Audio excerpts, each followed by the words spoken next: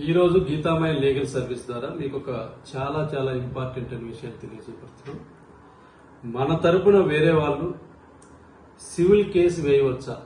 For example, మనం విదేశాల్లో స్థిరపడి ఉంటాం, లేదా అనారోగ్యంగా ఉన్న వలన, వృద్ధాప్యం వలన కోర్టుకు వెళ్లలేని పరిస్థితుల్లో మన తరపున వేరే వారికి మనం హక్కులు బాధ్యతలు అప్పగిస్తూ జీపీఏ పత్రం ఒకటి రాసి ఇస్తాం.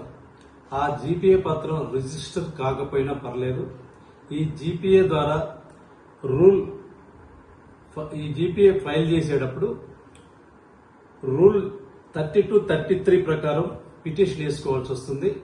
కాకపోతే విచారణ సమయంలో కంపల్సరిగా ఆ వ్యక్తి కోర్టుకు రావచ్చు.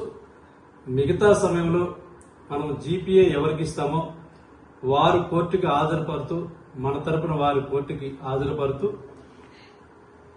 అక్కడ విషయాలన్నీ గమనిస్తూ ఉండవచ్చును.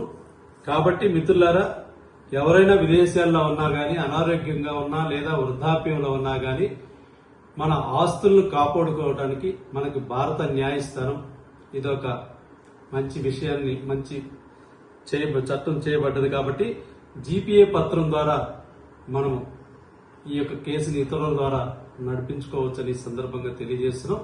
మీ తమ్మినేని పాండు.